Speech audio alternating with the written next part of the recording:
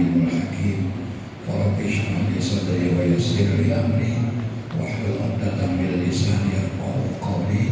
Rabbana zidna ilman wa hikmah bis-shalihin. Amin.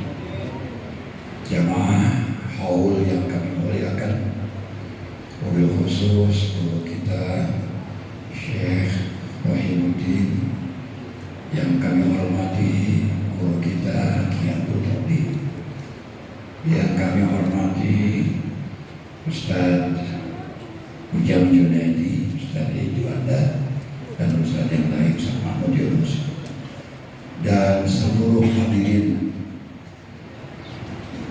Jam 10 lebih 5 menit, dikit aja. Pertama, sejak tadi kita sudah baca bacaan yang kita hadiahkan kepada almarhum yang 4 orang dihauli pada malam ini. Pertama, guru kita Ustaz Haji Harun Ali, haul yang ke-15 bareng sama Gus Dur. Insya Allah besok tanggal 21 Desember di Ciganjur, 22 di Teguiren. Saya insya Allah milih ke Teguiren sambil ziarah, udah lama gak ke sana. Doain biar sehat. Kedua, orang tua beliau Haji Ali bin Ali Kasim dan Ibunda Jawahir. Dan yang keempat, putranya Abdul Syakir, Abdul Ahmad Syakir. Mudah-mudahan jangan nambah lagi ya, 4 aja dulu ya. Walaupun umur kita nggak tahu ya, 4 udah cukup dulu. Mudah-mudahan kesemuanya diberkahi di alam barzakh, dan amal-amal perbuatan baiknya diterima oleh Allah, amal-amal yang tidak baik diampuni oleh Allah Subhanahu wa taala. Amin ya rabbal alamin. Ustaz Haji Harun sudah enak ya, semua yang Nabi sabdakan ada pada dia.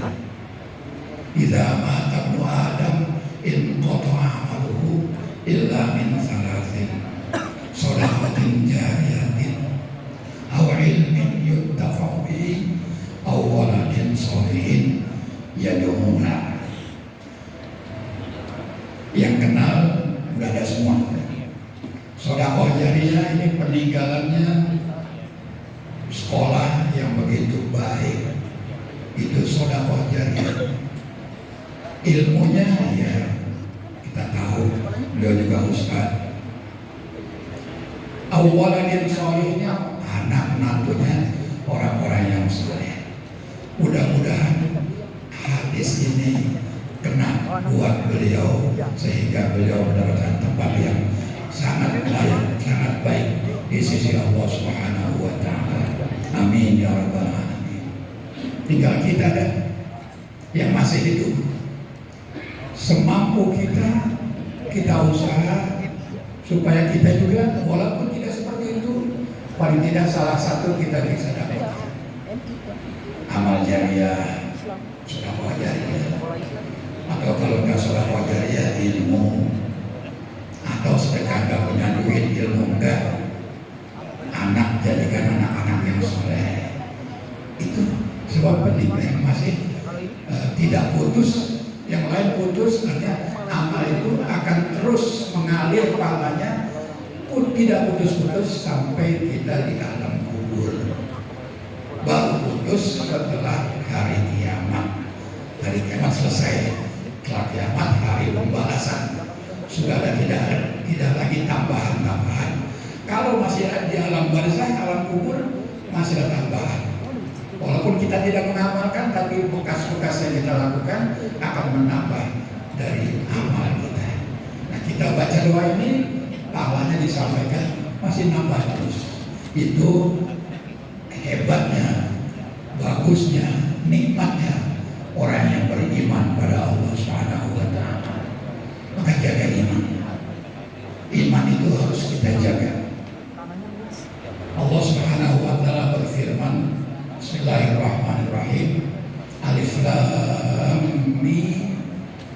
ahasiban nasu ayyutraku ayyaqulu amanna wa hum la yuftanun. Alif Lam Mim. Apakah manusia menduga, apakah manusia menyangka bahwa dia akan dibiarkan begitu saja setelah mengucapkan kami beriman tanpa diuji? Jangan sangka orang beriman gak diuji, jangan berdua itu. Semua orang yang beriman mengakui Allah sebagai Tuhannya pasti diuji. Fitnah itu ujian, bukan fitnah orang. Ini fitnahnya ujian.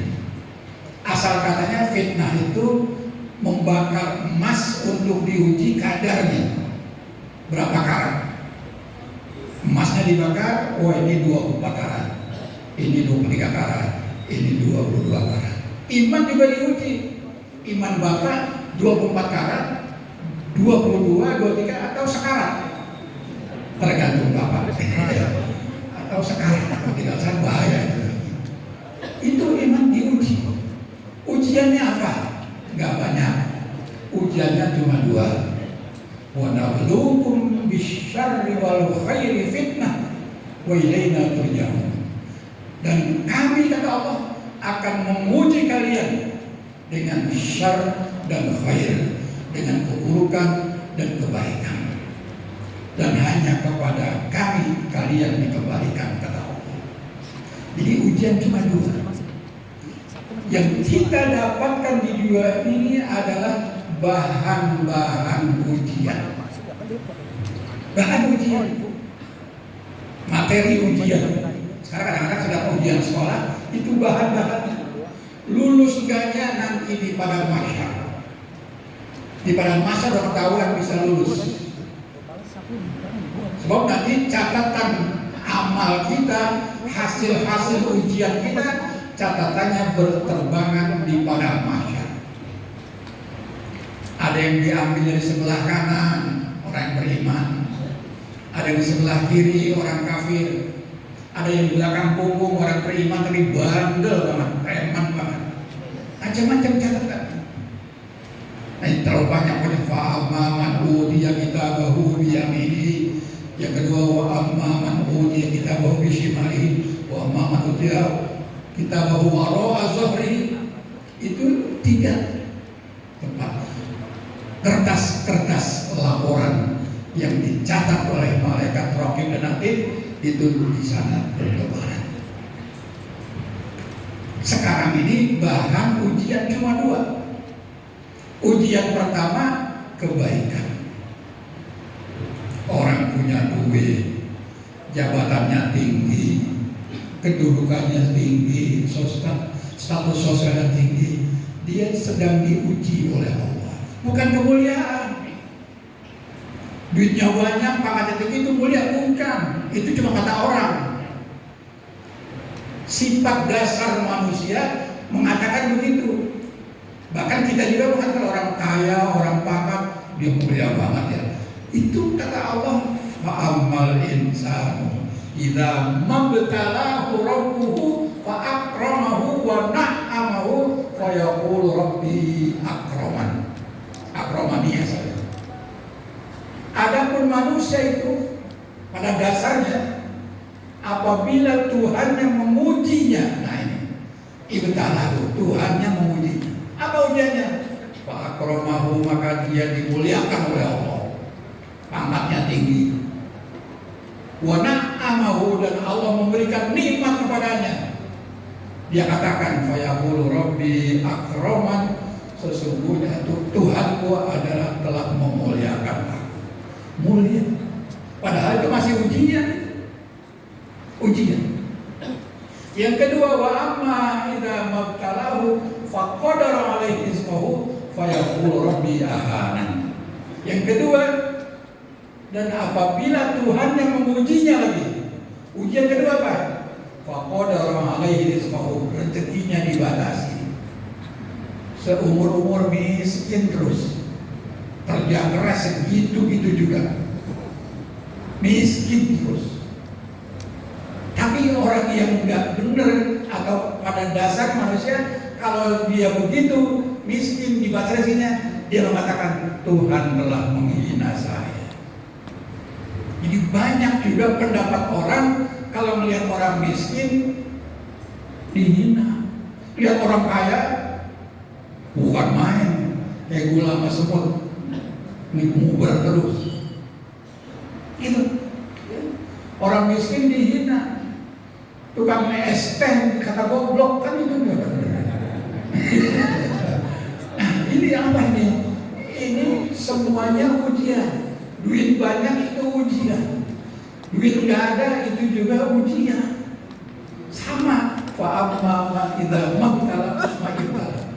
Nah, ujian yang didapatkan untuk orang yang kaya itu gampangnya adalah bersyukur nggak dia, memanfaatkan hartanya di jalan apa enggak, dia zakat enggak, dia infak apa enggak, itu ujiannya. Kalau dia makin kaya, makin keluar banyak untuk jalan Allah, berarti jawabannya bagus, bersyukur. Insya Allah lulus nanti pada makan. Kalau dia dikasih miskin oleh Allah sebagai ujian, dia bersabar, maka bersabar itu juga baik baginya.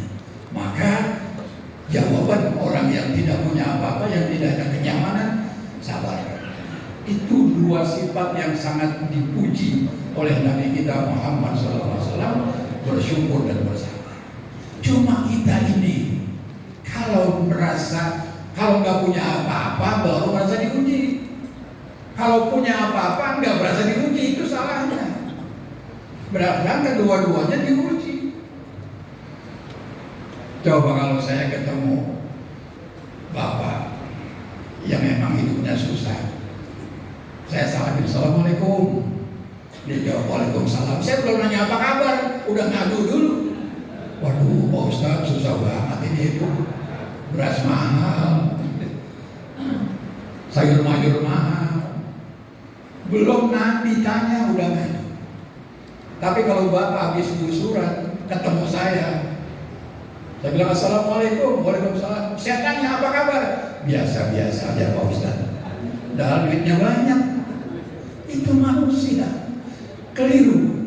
Sebab kemuliaan dan kehinaan itu dikaitkan dengan ketakwaan. Ayatnya kita hafal.